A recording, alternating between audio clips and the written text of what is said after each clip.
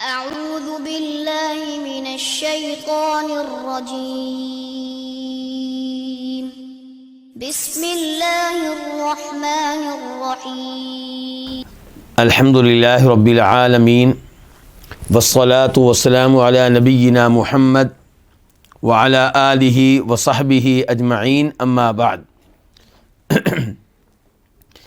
آج ہم کتاب التوحید کے ساتھ ہیں اور آج باب کا نمبر ہے 45 باب ہے باب التسمی بقاضی القضاۃ ونحوہ۔ قاضی القضاء وغیرہ کے ساتھ لقب اختیار کرنا، یعنی کہ کیا کسی کے لیے جائز ہے کہ وہ اپنا لقب یہ اختیار کرے کہ وہ قاضی القضاء ہے، یعنی کہ قاضیوں کا قاضی، ججوں کا جج۔ تو کیا یہ الفاظ استعمال کرنا درست ہیں؟ اس موضوع کے اوپر آج گفتگو ہوگی۔ قاضی القضاء ایک تو یہ ہے کہ انسان خود اپنے نام کے ساتھ لکھے، چونکہ وہ مثال کے طور پہ ججوں کا بڑا ہے، قاضیوں کا بڑا ہے، یا وہ خود تو نہیں لکھتا اپنے نام کے ساتھ لیکن لوگ لکھتے ہیں اور وہ اس پہ انکار نہیں کرتا، وہ اس کا برا نہیں مناتا۔ تو اس موضوع کے اوپر یہ آج کا باب ہے، اور اس باب کا تعلق بھی آداب سے ہے، توحید کے کمال سے ہے۔ یعنی کہ اگر آپ ایسے ناموں سے پرہیز کرتے ہیں، دور رہتے ہیں، اس کا مطلب یہ ہے کہ آپ کی توحید کو کوئی مسئلہ نہیں ہے، اور اگر آپ ایسے نام اختیار کرتے ہیں تو پھر آپ کی توحید کے کمال کے خلاف ہے۔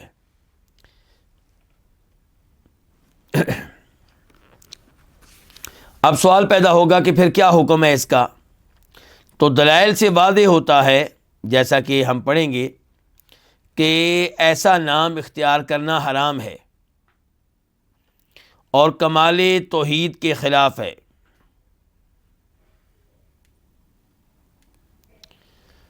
کیوں؟ اس کی وجہ کیا ہے؟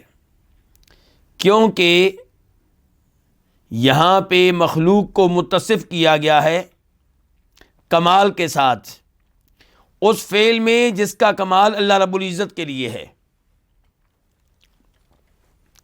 مخلوق کو متصف کیا گیا ہے کمال کے ساتھ اس فعل میں جس کا کمال صرف اللہ تعالیٰ کے لیے ہے، کمال مخلوق کے لیے نہیں ہے۔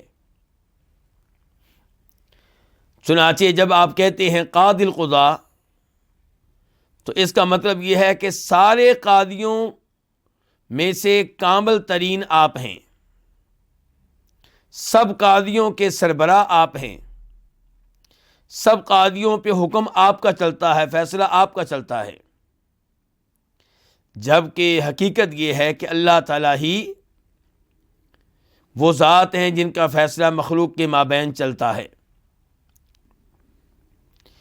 تو قاضی القضاء یہ لقب اختیار کرنا، اس میں اللہ رب العزت کی بے ادبی ہے،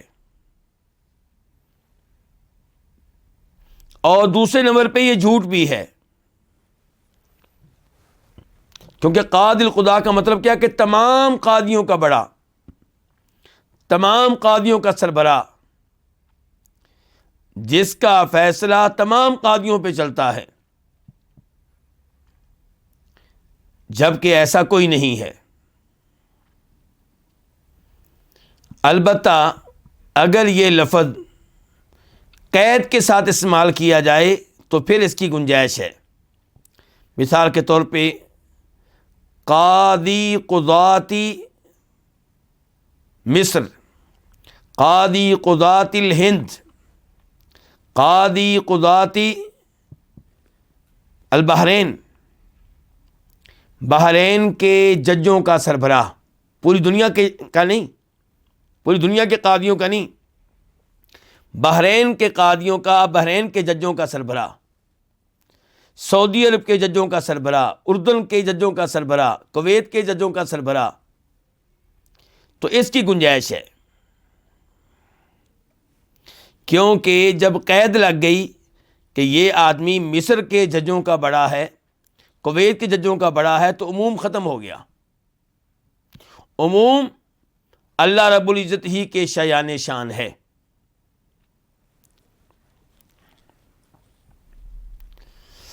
اور اسی سے ملتا جلتا لفظ کیا ہے؟ ملک الملوک، بادشاہوں کا بادشاہ۔ تو یہ الفاظ استعمال کرنا بھی کیا ہوگا؟ اللہ رب العزت کی بے ادبی ہوگی۔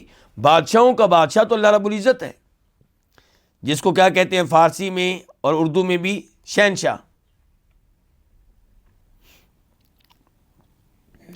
تو اگر کوئی اپنے آپ کو شہنشاہ کہتا ہے، بادشاہوں کا بادشاہ کہتا ہے، عربی میں مالک الملوک کہتا ہے، تو وہ بے ادبی کر رہا ہے اللہ رب العزت کی، اور دوسرے نمبر پہ جھوٹ کہہ رہا ہے، کیونکہ حقیقی بادشاہ اللہ رب العزت ہی ہے۔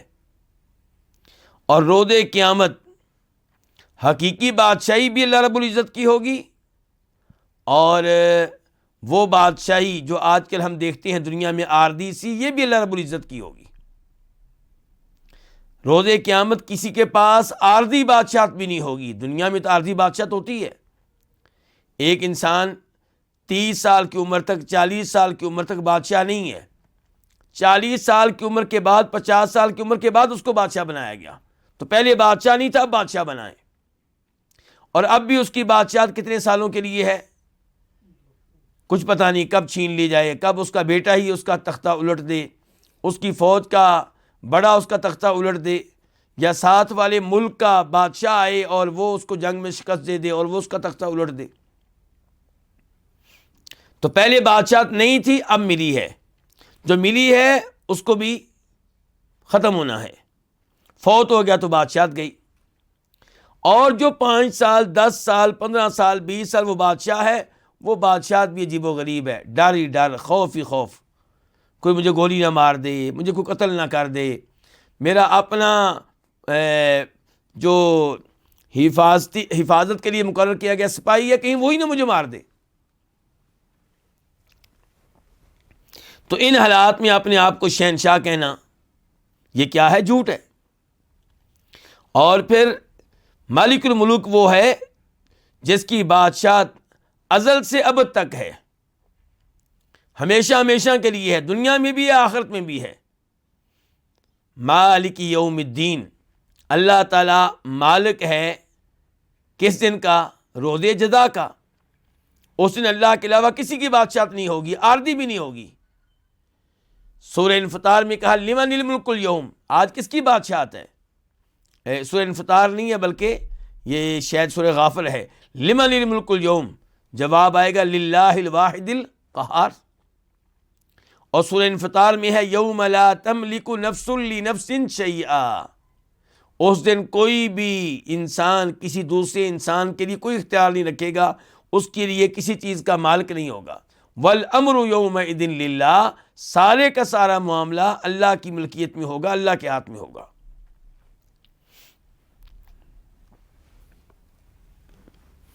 تو آئیے اب حدیث کی طرف بڑھتے ہیں،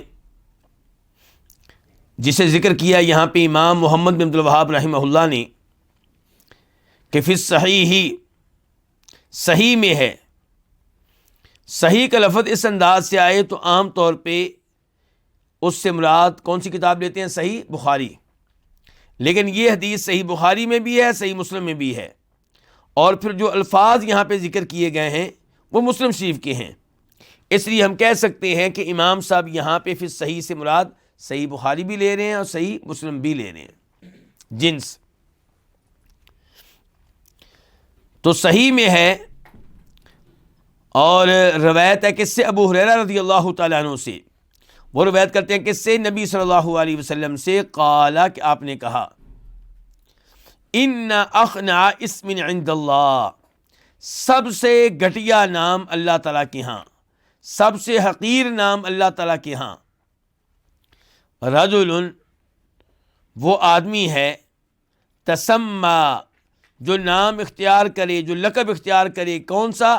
مالک الاملاک، بادشاہوں کے بادشاہ کا. لا مالک الا اللہ، نہیں ہے کوئی مالک اللہ رب العزت کے علاوہ. مالک تو ایک اللہ رب العزت ہی ہے، یعنی کہ حقیقت میں. اس سے کیا مراد ہے؟ حقیقت میں، یعنی کہ مالک کے حقیقی بادشاہ حقیقت میں کون ہے؟ اللہ رب العزت. جہاں تک تعلق ہے دوسروں کا، جیسا کہ پہلے بات ہو چکی ہے، ان کی بادشاہت کیا ہے؟ ناقص ہے. بلکہ پہلے بادشاہت نہیں ہوتی، بعد میں ملتی ہے. بلکہ پہلے یہ انسان موجود ہی نہیں ہوتا، پھر پیدا ہوتا ہے. پیدا ہونے کے بعد بھی اسے اپنا ہوش نہیں ہے بچپنے میں، پھر 40 سال 50 سال 60 سال 70 سال کی عمر میں جا کے بادشاہت ملتی ہے. وہ بھی عارضی، پتہ نہیں کب چھین لی جائے، کب ختم ہو جائے، کب یہ قتل کر دیا جائے، کب موت آ جائے، کب کو اور آ کے قبضہ کر لے. تو اس لیے لا مالک الا اللہ، حقیقت میں کوئی مالک نہیں ہے، کوئی بادشاہ نہیں ہے سوائے کس کے؟ اللہ رب العزت کے. اس حدیث کو روایت کیا امام بخاری نے، اور نمبر ہے 6206 6206، اور امام مسلم نے، اور نمبر ہے 2143 2143.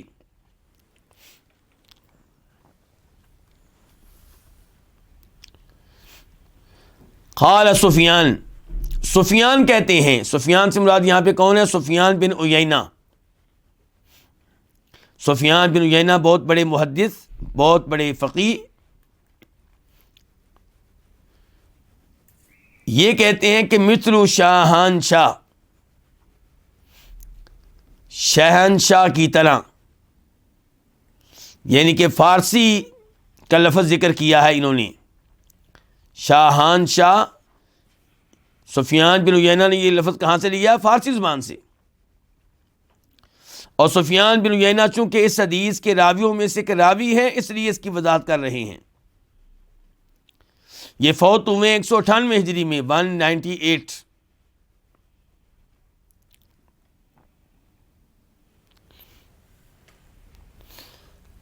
تو پتہ چلا کہ قاضی القضاء اور ملک الملوک اور شہنشاہ کے الفاظ یہ اللہ رب العزت کے لیے ہی مناسب ہیں، کسی اور کے لیے استعمال کرنے مناسب نہیں ہیں. البتہ قید کے ساتھ استعمال کیا جا سکتا ہے. وفی روایت، اور ایک روایت میں ہے، یہ روایت جو بھی پڑھنے لگے کہاں پہ آئی ہے؟ مسلم شریف میں آئی ہے، کہ اغیض رجل علی اللہ، سب سے زیادہ اللہ کے غصے اور ناراضگی کا مستحق شخص یوم القیامہ، قیامت کے دن، وَأَخْبَثُهُ، اور لوگوں میں سے سب سے زیادہ خبیث شخص کون ہے؟ آگے وہی حدیث جو اوپر گزری ہے کہ وہ آدمی ہے جو اپنا نام کیا رکھ لے؟ ملک الاملاک، شہنشاہ. تو اس سے آپ اندازہ لگا سکتے ہیں کہ یہ لقب اختیار کرنا کس قدر خطرناک ہے، کہ ایسے آدمی کے بارے میں کہا گیا ہے کہ یہ سب سے زیادہ اللہ کے غصے کا حقدار ہے، اللہ کے غضب کا حقدار ہے، یہ سب سے زیادہ اللہ کی نگاہوں میں خبیث ہے. اور اوپر کہا گیا تھا ان اخنا اسم عند اللہ، اس کا نام سب سے گھٹیا نام ہے اللہ تعالیٰ کے ہاں. آخر میں ہے قولہ، آپ کا یہ کہنا، آپ علیہ السلام کا کہنا اخنا، اس کا معنی کیا؟ اوضاع، یعنی کہ سب سے گھٹیا، سب سے حقیر. یہ وضاحت کس نے کی ہے؟ یہ آخری وضاحت، یہ وضاحت ہے امام ابو عمر الشیبانی کی، اور انہوں نے یہ وضاحت تب کی تھی جب ان سے اس لفظ کا معنی پوچھا تھا. کس نے؟ امام احمد بن حنبل رحمہ اللہ نے. امام احمد بن حنبل رحمہ اللہ اس حدیث کے راویوں میں سے ایک ہیں، بلکہ یہ حدیث وہ اپنی کتاب مسند احمد میں بھی لے کر آئے ہیں۔ تو مسند احمد میں بھی یہ وضاحت موجود ہے اور مسلم شریف میں بھی یہ وضاحت موجود ہے کہ امام احمد کہتے ہیں کہ میں نے امام ابو عمر شیبانی سے پوچھا کہ اخنا کا مطلب کیا ہے، تو انہوں نے کہا تھا اوضاع، یعنی کہ سب سے گھٹیا نام، سب سے حقیر نام۔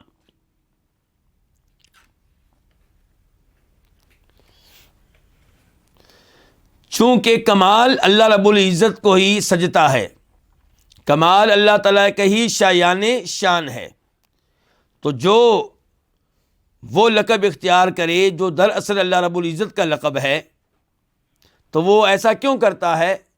وہ اپنے آپ کو بلند مقام پہ دیکھنا چاہتا ہے، وہ اپنی شان کو خود ہی بلند کرنا چاہتا ہے، اور جو یہ انداز اختیار کرے اللہ تعالیٰ اس کو پھر ذلیل کر کے رکھ دیتے ہیں۔ یہاں پہ ایک اور حدیث کا تذکرہ کر دینا مناسب ہوگا، جسے امام طبرانی اپنی کتاب الکبیر میں لے کر آئے ہیں، المعجم الکبیر میں۔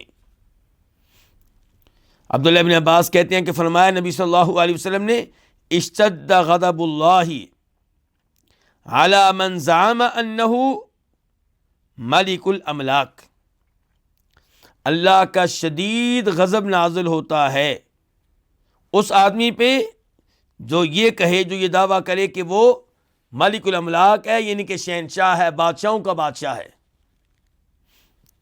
شیخ البانی رحمہ اللہ نے اس حدیث کو صحیح قرار دیا ہے۔ یہاں پہ ایک وضاحت ہے، اور وہ یہ کہ اگر کوئی آدمی اپنا لقب یہ اختیار کرے کہ سید الناس، میں سب لوگوں کا کیا ہوں؟ سردار ہوں، یا سید ولد آدم، میں آدم علیہ السلام کی اولاد کا سردار ہوں، تو یہ بھی بے ادبی ہوگی کس کی؟ جی علماء کرام، یہ نبی علیہ السلام کی بے ادبی ہوگی۔ جو ابھی تک ہم نے پڑھا تھا وہ بے ادبی تھی کس کی؟ اللہ رب العزت کی۔ اور یہ الفاظ جو ابھی میں نے ذکر کیے ہیں، سید الناس، یہ لقب ہے اللہ کے نبی علیہ السلام کا، تمام لوگوں کے سردار آپ ہیں۔ سید ولد آدم، یہ آپ کا لقب ہے، صحیح حدیث میں آیا، آپ نے کہا تھا نا سید ولد آدم۔ تو اگر کوئی یہ لقب اختیار کرتا ہے تو وہ نبی علیہ السلام کی بے ادبی کر رہا ہے، چاہے اس کا ارادہ بے ادبی کرنے کا نہ ہو، لیکن الفاظ کی حد تک اس نے بے ادبی کا پہلو اختیار کیا ہے۔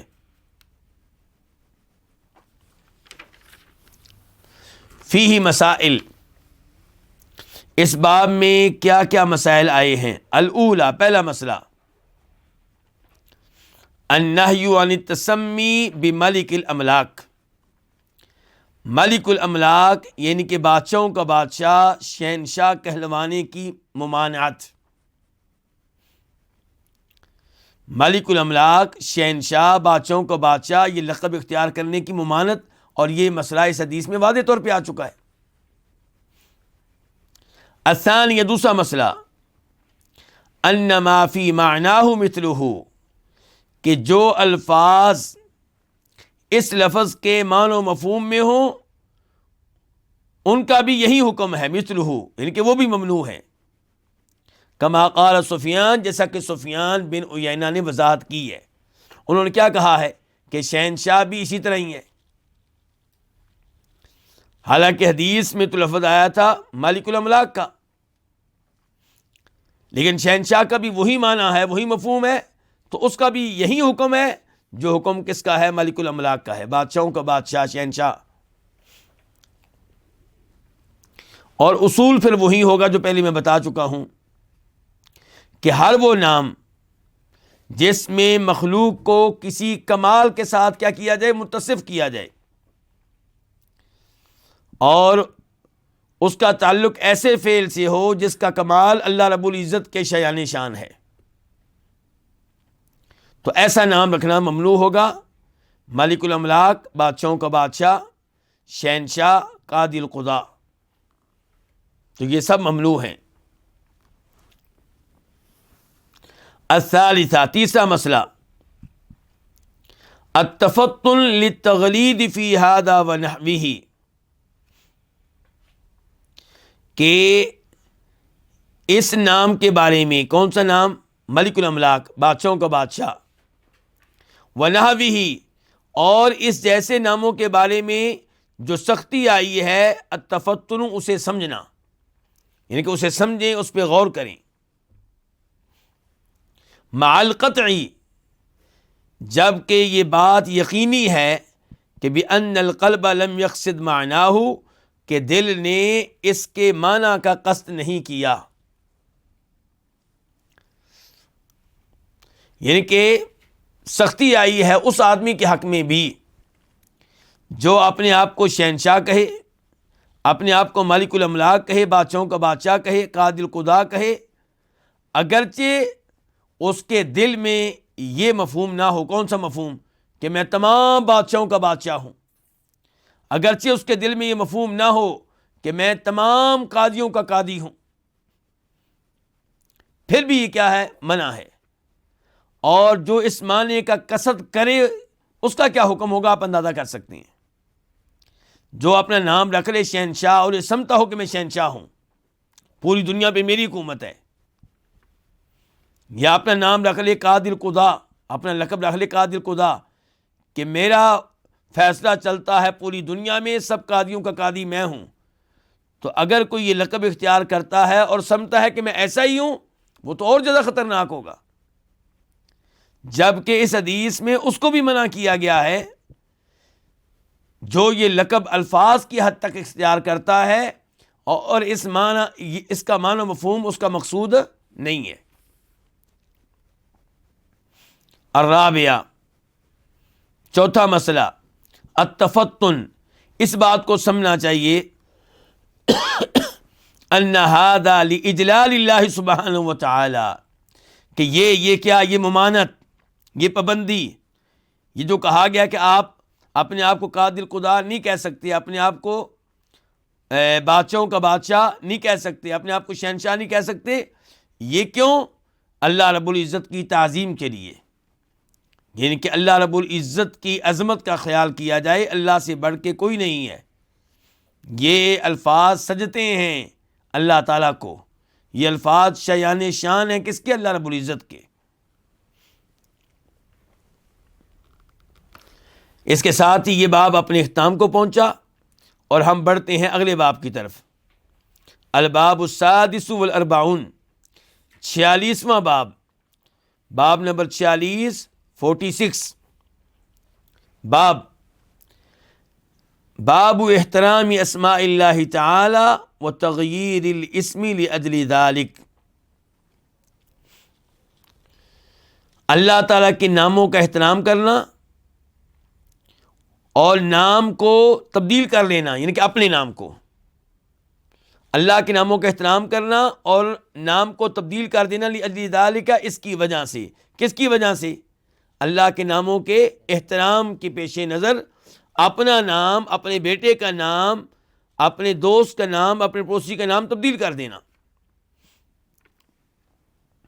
تو اس باب کا تعلق بھی اللہ تعالیٰ کے ساتھ ادب سے ہے، اور یہ اس ادب کا تعلق بھی الفاظ سے ہے۔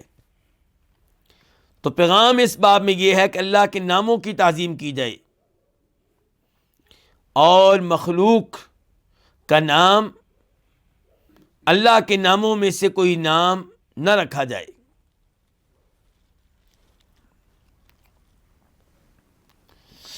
لیکن یہ بات ذہن میں رہے کہ اللہ تعالیٰ کے نام کی آپ دو قسمیں بنا سکتے ہیں۔ نمبر ایک، اللہ کے وہ نام جن ناموں کا معنی و مفہوم صرف اللہ میں پایا جاتا ہے۔ اللہ کے وہ نام جن ناموں کا معنی و مفہوم کس میں پایا جاتا ہے؟ صرف اللہ میں پایا جاتا ہے۔ مثال کے طور پہ الرحمن، بہت رحم کرنے والا، الخالق، پیدا کرنے والا، یعنی کہ عدم سے وجود میں لانے والا، پیدا کرنے والا، رزاق، بہت زیادہ رزق دینے والا، تو ان تین ناموں کا جو معنی ہے یہ صرف اللہ رب العزت میں پایا جاتا ہے، کسی اور میں نہیں پایا جاتا. تو یہ نام مخلوق کا رکھنا غلط ہوگا. مخلوق کا لقب، مخلوق کا نام رحمان ہو، خالق ہو، رزاق ہو، غلط ہوگا. دوسرے نمبر پہ اللہ تعالیٰ کے وہ نام جن ناموں کا معنی و مفہوم کسی نہ کسی حد تک مخلوق میں بھی پایا جاتا ہے.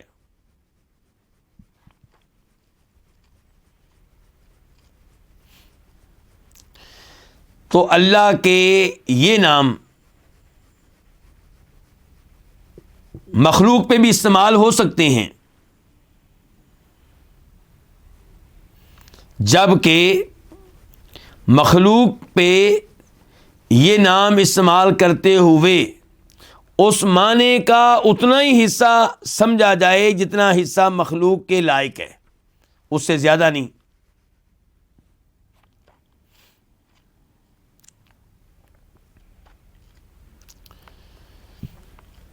مثال کے طور پہ اللہ کا نام الرؤوف ہے، الرحیم ہے، الحلیم ہے.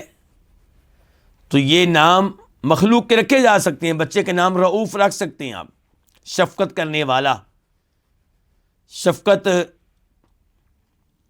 یہ صفت انسانوں میں بھی پائی جاتی ہے. رحیم، رحم کرنے والا، یہ انسانوں میں بھی خوبی پائی جاتی ہے، وہ بھی رحیم ہوتے ہیں لیکن رحمان نہیں ہوتے. آپ دیکھ لیں قرآن کریم میں کیا آیا ہے، لقد جاءکم رسول من انفسکم عزیز علیہ ما عنتم حریص علیکم بالمؤمنین رؤوف الرحیم. سورہ توبہ کی آخری آیات میں سے ہے. اللہ تعالیٰ کہتے ہیں کہ تمہارے پاس ایک ایسا رسول آ چکا جو تم ہی میں سے ہے، عزیز علیہ ما عنتم، جو چیز تمہیں مشقت میں ڈالے یہ چیز اس پہ گراں گزرتی ہے، تمہیں تکلیف میں دیکھ کر وہ پریشان ہو جاتے ہیں. حریص علیکم، تمہارے بارے میں بڑی حرص رکھنے والے ہیں. بالمؤمنین رؤوف الرحیم، مومنوں پہ شفقت کرنے والے ہیں. بالمؤمنین رؤوف، رؤوف کس کو کہا جا رہا ہے یہاں پہ؟ اللہ کے رسول کو. اور رحیم ہیں مومنوں کے لیے کیا ہے؟ تو یہاں پہ یہ دونوں نام کس پہ استعمال ہوئے ہیں؟ نبی علیہ الصلوۃ والسلام پہ. حلیم کی طرف آپ آ جائیں، ان ابراہیم لحلیم اواہ منیب. تو حلیم کا لفظ اللہ رب العزت نے ابراہیم علیہ السلام پہ استعمال کیا، بردبار. تو یہ جو نام ہیں، جن ناموں کا معنی مفہوم کچھ نہ کچھ مخلوق میں بھی پایا جاتا ہے، تو یہ نام مخلوق کے رکھنا جائز ہے، درست ہے، جبکہ ان ناموں کے معنی کا کمال مراد نہ لیا جائے. اور ایسے ہی یہاں پہ یہ وضاحت بھی مناسب ہوگی کہ بعض اہل علم یہ کہتے ہیں کہ یہ جو دوسرے نام ہیں اللہ رب العزت کے، وہ نام جن کا کچھ نہ کچھ معنی کن میں پایا جاتا ہے؟ مخلوق میں. کہتے ہیں کہ یہ نام آپ رکھیں الف لام کے بغیر. بچے کا نام رکھنا چاہتے ہیں الرؤوف نہ رکھیں، کیا رکھیں؟ رؤوف. الف لام کس کے ساتھ مخصوص کریں؟ اللہ تعالیٰ کے ساتھ. کئی علماء کرام کا یہ موقف ہے. بچے کے نام رکھیں آپ حلیم، الحلیم نہیں. الحلیم کس کے لیے ہوگا؟ اللہ رب العزت کے لیے. اور کچھ علماء کرام کہتے ہیں کہ الف لام کے ساتھ بھی یہ نام مخلوق کے رکھے جا سکتے ہیں. کچھ صحابہ کرام تھے جن کا نام تھا الحکم، الف لام کے ساتھ. اور قرآن میں آیا سورہ یوسف میں قالت امرأۃ العزیز، العزیز اللہ کا نام ہے. اور قرآن میں کہا جا رہا ہے کہ العزیز کی بیگم نے کہا، عزیز مصر کی بیگم نے کہا. تو لفظ کیا استعمال کیا گیا اس مخلوق کے لیے؟ العزیز.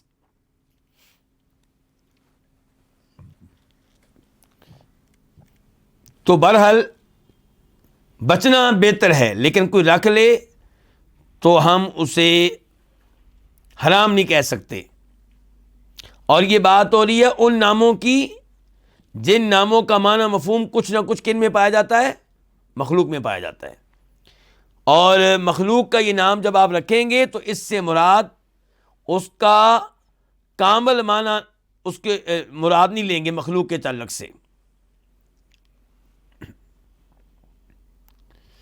اب آپ آئیں دلیل کی طرف، حدیث کی طرف.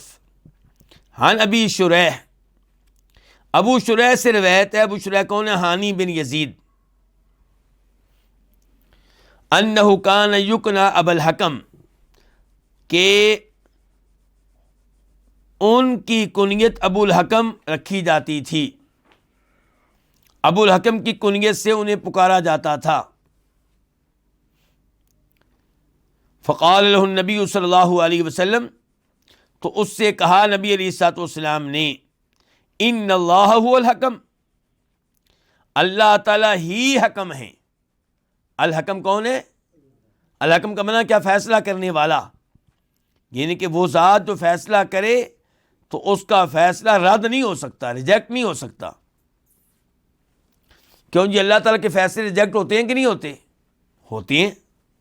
اللہ تعالیٰ نے کہا ہے مثال کے طور پہ نماز قائم کرو، اللہ نے کہا والدین کی اطاعت کرو، اللہ نے کئی فیصلے دیے ہیں لیکن لوگ وہ فیصلے نہیں مانتے. تو الحکم کا معنی یہ ہے کہ وہ فیصلہ کرنے والا، وہ جس کا فیصلہ ریجیکٹ نہ ہو سکے. تو اس سے کیا مراد ہے؟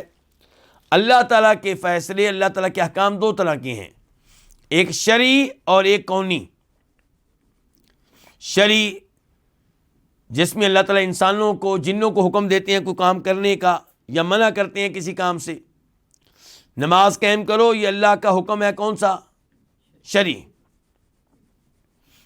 فوت ہو جا، یہ بھی اللہ حکم دیتے ہیں. یہ اللہ کا کون سا حکم ہے؟ شرعی ہے؟ نہیں، یہ کونی ہے. اللہ تعالیٰ کہتے ہیں کسی سے بیمار ہو جا، یہ اللہ کا کون سا حکم ہے؟ کونی. تو اللہ کے جو کونی احکام ہیں انہیں دنیا کی کوئی طاقت ریجیکٹ نہیں کر سکتی. اور وہ ہم دیکھتے ہیں کون مرنا چاہتا ہے؟ کوئی نہیں مرنا چاہتا، لیکن مر رہے ہیں کہ نہیں مر رہے؟ یہ اللہ کا کونی حکم جب آتا ہے تو کوئی بھی اسے ریجیکٹ نہیں کر سکتا.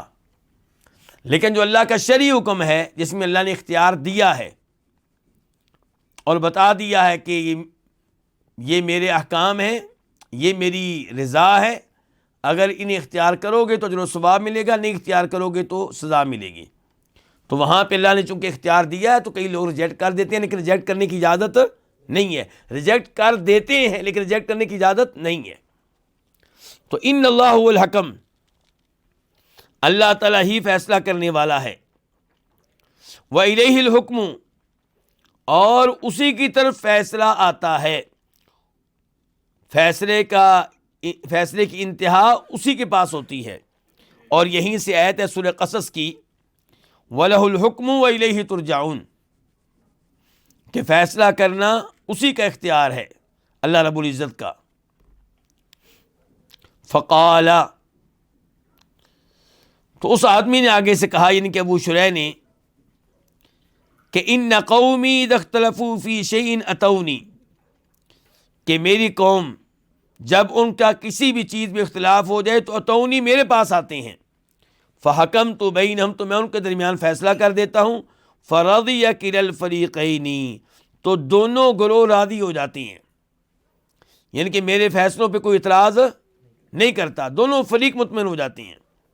تو اس لیے لوگوں نے میرا نام کیا رکھ دیا؟ ابو الحکم. اچھا، ان کا نام ابو الحکم رکھنے میں لوگوں نے معنی کا اعتبار کیا کہ نہیں کیا؟ کیا ہے. اسی لیے حدیث کے الفاظ یوں ہیں کہ فلیما تکنا ابو الحکم، یہ بتاؤ تمہاری کنیت ابو الحکم کیوں رکھی گئی ہے، تمہیں لوگ ابو الحکم کیوں کہتے ہیں؟ تو تب انہوں نے کہا تھا کہ میری قوم کے لوگ میرے پاس آتے ہیں تو میں فیصلہ کرتا ہوں تو دونوں مطمئن ہو جاتے ہیں. تو آپ نے اس سے روک دیا، آپ نے ان کا نام تبدیل کر دیا. یہاں پہ ذرا رکیے گا، بات کو سمجھیے گا.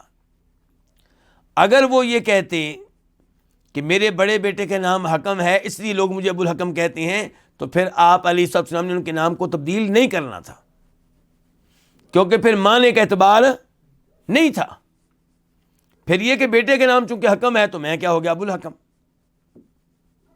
لیکن ان کے نام میں معنی کا اعتبار ہے، جی یہ فیصلہ کرنے والا آدمی ہے، ایسے فیصلے کرتا ہے کہ سارے مطمئن ہو جاتے ہیں، اس کا فیصلہ ریجیکٹ نہیں ہوتا. تو جب یہ صورتحال ہوگی تو پھر یہ اللہ رب العزت کی بے ادبی ہوگی کہ جو نام اللہ کو سجتا ہے وہ کسی اور کو دیا جائے. اللہ تعالیٰ ہی حکم ہے، یہ اللہ کا نام ہے الحکم، اللہ کے ناموں میں سے ایک نام ہے. اور ان الحکم الا للہ قرآن میں کہا گیا ہے. فقال، چنانچہ آپ نے کہا، ما احسن ھذا، کتنی اچھی یہ بات ہے. کون سی بات؟ کہ تم لوگوں کے درمیان فیصلہ کرتے ہو اور ان کے درمیان صلح کراتے ہو، ان کے جھگڑے ختم کرتے ہو، تمہاری باتوں پہ وہ مطمئن ہو جاتے ہیں، بہت اچھی بات ہے. فما لک من الولد، تمہارے لیے کیا کیا ہیں، کون کون ہیں تمہاری من الولد اولاد میں سے، یعنی کہ اپنے بچوں کے نام بتاؤ، یہ مراد ہے. تو کیا ہے تمہارے لیے من الولد اولاد میں سے، کون کون ہیں تمہارے بچے، تمہارے بیٹے، تمہاری اولاد؟ قلت، میں نے کہا، شریح و مسلم، اور مسلم و عبداللہ، اور عبداللہ. یہ جی ان کے بچوں کے نام ہیں. اچھا یہ نام مرکب ہیں کہ سنگل ہیں؟ سنگل ہیں. اور ہمارے پاک و ہند میں، ہند و پاک میں نام رکھے جاتے ہیں ڈبل کیا، بلکہ معاملہ اس سے بھی کہیں آگے پہنچا ہوا ہے. جب آپ صحابہ کرام کے نام دیکھیں گے، عربوں کے نام دیکھیں گے، سنگل نام ہوتا ہے. شریح پورا نام ہے بس، مسلم پورا نام ہے. ہاں یہ کہا جائے گا شریح بن ہانی، یہ کہا جائے گا مسلم بن ہانی، یہ کہا جائے گا عبداللہ بن ہانی. تو بہرحال یہ 3 نام ہیں. اچھا ان میں سے بڑا کون تھا؟ آپ کو کیسے پتا چلا؟ آپ کہہ رہے ہیں کہ شریح بڑا تھا. اسماعیل بھائی یہ بتائیں آپ کو کیسے پتا چلا؟ نہیں، فی الحال آپ اس جواب پہ رہیں. جواب انہوں نے دیا کہ میرے بچوں کے نام ہے شریح، مسلم اور عبداللہ، 3 نام لیے ہیں. اللہ کے نبی آگے سے کہتے ہیں صلی اللہ علیہ وسلم، فمن اکبرہم، کہ ان میں سے بڑا کون ہے. اس کا مطلب یہ ہے کہ آپ کو پتہ نہیں چلا کہ ان تینوں میں سے بڑا کون ہے. کیوں پتہ نہیں چلا؟ نہیں بتانا یہ چاہتا ہوں، علماء کرام نے یہاں پہ کہا ہے کہ یہ نوٹ کرنے والی بات ہے. اس کا مطلب ہے کہ واو جو ہوتی ہے اردو میں، جس کا ترجمہ ہم اور کرتے ہیں، اس سے ترتیب کا پتہ نہیں چلتا.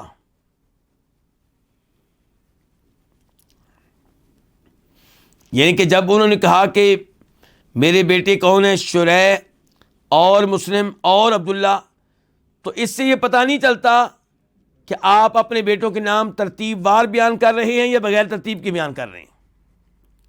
اگر واو ترتیب کا فائدہ دیتی، ترتیب کا معنی دینے والی ہوتی، تو نبی علیہ السلام سمجھ جاتے کہ شریح جو ہے وہی بڑا ہوگا.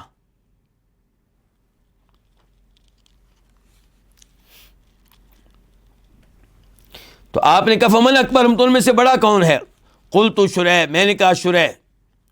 قال فانت ابو شریح، تو آپ علیہ السلام نے فرمایا کہ پھر تم ابو شریح ہو، تمہاری کنیت یہ ہے ابو شریح. تو گویا کہ آپ نے ان کی کنیت کیا کر دی ہے؟ تبدیل کر دی ہے. کیونکہ ان کی کنیت میں معنی کا اعتبار کیا گیا تھا، اور معنی کا اعتبار کمال حد تک تھا کہ جناب یہ وہ ہے جو فیصلے کرتا ہے، جس کے فیصلے ریجیکٹ نہیں ہوتے، جس کے فیصلے سب مانتے ہیں. رواہ ابو داؤد وغیرہ، اس حدیث کو روایت کے امام ابو داؤد وغیرہ نے. ابو داؤد شریف میں اس کا نمبر ہے 4955 4955، اور نسائی میں اس کا نمبر ہے 5387 5387.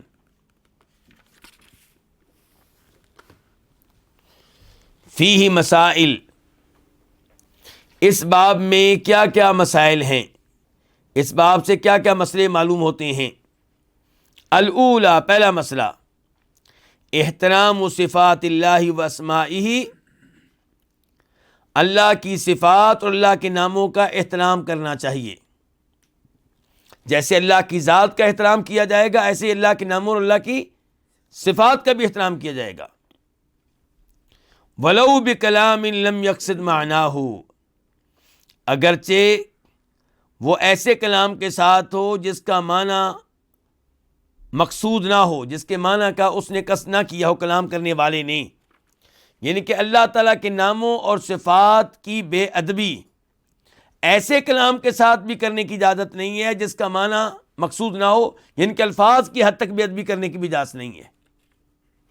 تو یہ بے ادبی ہے کہ اللہ کا نام ہے رحمان اور آپ اپنے بیٹے کا نام کیا رکھ لیں؟ رحمان۔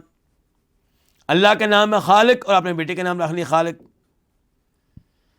تو ایسے ہی وہ نام جو اللہ کے اوپر بھی استعمال ہوتے ہیں، اللہ کی مخلوق پہ بھی استعمال ہوتے ہیں، کیونکہ اس نام کا معنی مخلوق میں بھی پایا جاتا ہے، تو اگر آپ اس کا کامل معنی مراد لے رہے ہیں تو پھر وہ نام استعمال کرنے کی اجازت نہیں ہے۔ اور اگر یہ نام رکھے جائیں اور ان کا معنی مقصود نہ ہو پھر تو کوئی مسئلہ ہی نہیں ہے۔ مثال کے طور پہ کسی کا نام کیا ہے؟ حلیم، اور حلیم نام ویسے ہی رکھ دیا ہے، یہ نہیں ہے کہ میرا بچہ بردبار ہے، تو ٹھیک ہے، کوئی حرج نہیں ہے، کیونکہ یہ اللہ کے ان ناموں میں سے ہے جو مخلوق پہ بھی استعمال کیے جا سکتے ہیں۔ الثانیہ، دوسرا مسئلہ، تغییر الاسم لاجل ذالک، نام کو تبدیل کیا جائے گا اس کی وجہ سے۔ کس کی وجہ سے؟ اللہ کی صفات اور اللہ کے ناموں کے احترام کی وجہ سے۔ یعنی کہ اگر کوئی ایسا نام رکھ لیتا ہے جس نام کے رکھنے میں اللہ کے نام کی بے ادبی ہے تو ایسے نام کو تبدیل کیا جائے گا، کیونکہ نبی علیہ السلام نے اپنے صحابی کے نام کو تبدیل کیا ہے۔ الثالثہ، تیسرا مسئلہ، اختیار اکبر الابناء للکنیہ، کہ کنیت کے لیے بیٹوں میں سے بڑے بیٹے کو اختیار کیا جائے۔ یعنی کہ آپ اپنی کنیت رکھنا چاہتے ہیں تو کس بیٹے کے نام پہ رکھیں؟ بڑے بیٹے کے نام پہ رکھیں۔ یہ بھی اس حدیث سے معلوم ہوا، کیونکہ اسی لیے آپ علیہ السلام نے پوچھا اپنے صحابی سے کہ تمہارے بیٹوں کے نام کیا ہیں؟ جب انہوں نے بتائے 3 نام، شریح، مسلم، عبداللہ، تو آپ نے پوچھا ان میں سے بڑا کون سا ہے؟ اس کا مطلب یہ ہے کہ بڑے کے نام پہ اپنی کنیت رکھنی چاہیے۔ واللہ تعالی اعلم۔ تو یہ 2 باب تھے جو آج ہم نے پڑھے ہیں، اور یہ حدیث جو بھی ہم نے پڑھی ہے ابو شریح والی، اس کو شیخ البانی رحمہ اللہ نے صحیح قرار دیا ہے۔ اللہ رب العزت سے دعا ہے کہ اللہ تعالی ہمیں شرعی علم لینے کی توفیق عنایت فرمائے، اور اس معاملے میں اللہ تعالی ہمیں استقامت دے اور ہر طرح کی گمراہیوں سے اللہ تعالی محفوظ رکھے۔ وصلی اللہ تعالی علی نبینا محمد وعلی آلہ وصحبہ اجمعین۔